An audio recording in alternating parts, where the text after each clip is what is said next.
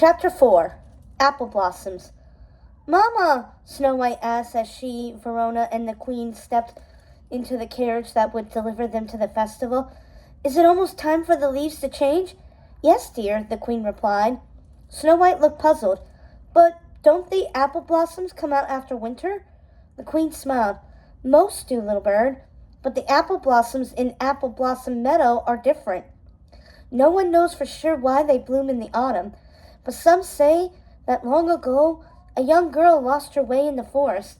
It was late in the year, near the winter solstice, and the girl was cold, frightened, and hungry. She huddled beneath a strand of apple trees in the wood. But by some strange magic, the air around her became warmer, and the trees blossomed and bore fruit. The child was warm and fed throughout the entire winter, and when the springtime came, she was found by her overjoyed parents, who thought they had lost her to the cold and the frost. Snow White thought about this for a moment, and then she sat back in the carriage and smiled. I wouldn't want to be apart from you and Papa, Mama, but I do love apples, and it would be so nice to eat them for an entire winter. The Queen and Verona looked at each other and smiled at the child's innocence. The Queen then looked outside the carriage to notice much fanfare and anticipation in advance of her arrival. She felt guilty for not giving the villagers proper notice of her attendance.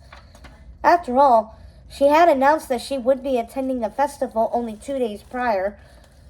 She customarily would not thrust herself upon them with so little notice, but she was desperate for a respite from the gloom of the castle. It seemed, however, that her lack of advance notice didn't quell the villagers' excitement, and as the three beauties exited the carriage, a mass of subjects with apple blossoms in hand cheered on the Queen and her party. Petals floated in the air, dreamily, settling around, over, and on them. The Queen noticed how striking the light pink petals looked in Snow's dark hair, and noted to herself that she should have a dress of the lightest pink made for Snow. She smiled at her subjects, and then took her seat to watch the festivities. Snow munched on tarts as she looked at the many pretty young girls presenting themselves before the Queen in hopes of becoming this year's Apple Blossom Maiden. You're prettier than any of those girls, Mama, don't you think, Verona? Snow asked. But Verona was distracted by a message that had just been delivered to her by a young porter. The Queen noticed the letter in Verona's hands and leaned over to ask her what it said. Verona folded the letter, then her face brightened. She whispered to the Queen, My lady, the King will be home this evening. Will he? We have so much to prepare before he arrives.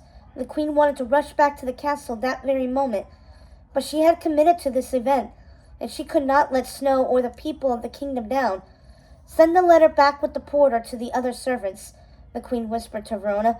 Tell them I wish to make the grandest holiday of the King's return. And as the Apple Blossom Festival wound down and the Apple Blossom Maiden was chosen, it was all the Queen could do to keep her mind off her husband's return.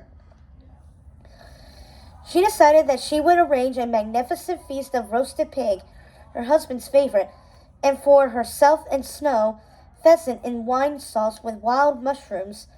The table would sag under the weight of the platters of exquisite candied pears, glazed apricots, roasted red potatoes with rosemary, and jugs of warm spiced cider and wine. Everyone in the castle would eat well in celebration of the King's return. The Queen, unable to contain the good news any longer, told Snow of her father's return during their carriage ride home. And when they arrived back at the castle, the great hall was already filled with glowing candles, warm fires, and friendly conversation. Snow hurried upstairs with Verona to clean up and dress for her father's arrival. The Queen, for her part, did the same, frantically scouring and perfuming herself, painting her face, doing up her hair, and all the while she bore a brilliant smile. When she arrived at the court, Snow was already there. She looked so small and delicate, sitting in her high black back chair in this great hall. Before the preparations had been completed, before the queen could take her seat, there was a blare of horns. Snow knew what this meant, and she launched from her seat and ran toward the castle entrance. The queen followed, her speed restricted by her formal gown. The king burst into the hall. "So, how have my beauties been occupying their time while I've been away?" he asked. A great cheer erupted in the castle. Snow leapt into his arms, and he twirled the child around and kissed her. He had returned from the battlegrounds a different man. The queen noticed a scar above his right cheek. His hair was not as groomed as it normally would be, and his beard had grown rough and ragged. And it was not only his physical appearance that had changed. His eyes were weighted down with sorrow and confusion, perhaps regret. Still, underneath, the queen could see the bright blue sparkle that she so dearly loved, an emotion the queen had never before felt welled up inside her. It was something she couldn't explain, something between deep sadness and sheer ecstasy. Her lip began to quiver, and she could feel the pressure of tears weighing on her eyes.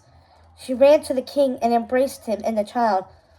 "I've missed you so much," she said. "Mama crowned the apple blossom maiden. Oh, Papa, she looks so beautiful with apple blossoms in her hair." "Was the maiden that beautiful then?" the king asked. Snow made a sour face, as if her father should have known she was talking about her mother and not the apple blossom maiden. "I meant Mama. She was the prettiest girl there. She should have been the apple blossom maiden."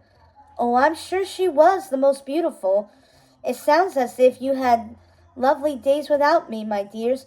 I'm sorry I missed them."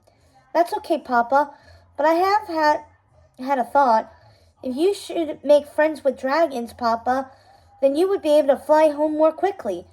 Or maybe you could even learn to turn into a dragon, like the lady from Mama's tale." The king and queen laughed at their daughter's sweet words, and then joined their guests who had already begun to celebrate. Then suddenly an explosion rocked the castle. Screams of terror erupted from the banquet hall, and attendants scurried to find safety in any corner of the hall that looked clear. "Snow White!" the queen called out, unable to find the child in the panicked crowd, or through the thick smoke that was filling the room. "Snow!" Battle cries went up from the men who had so recently returned, and they were uncannily suited and armed quicker than any man could dress himself for any ordinary day.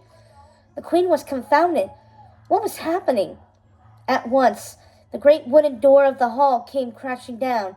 The queen screamed out, terrified of what was happening. "Snow White!" she screamed again, but the child did not answer. Men on horseback, dressed in royal blue, stormed the hall, but the king's men appeared to be holding them off for now. Then the queen felt a strong hand grab at her arm and pull her away. She gasped, then turned to see who had grasped her. The king, and he was holding a terrified Snow White in his arms. "Come," he said. The queen felt faint, but followed as best she could. "Who are they?" she asked her husband as he led her down one of the castle halls, where men continued to suit up for battle. "The opposing army from our most recent battle. They must have followed us back home. I am sorry to have put you and Snow White in danger this way." Snow continued to shake and kept her head buried in her father's shoulder, looking up occasionally to see if the men were still attacking, if smoke were still filling the halls. Shouts and battle cries echoed through the castle as the king unlatched a dungeon door. He grabbed a torch and quickly ushered the queen and Snow down a spiral staircase. The dungeon was damp and cold, and in the darkness the queen had difficulty finding her footing.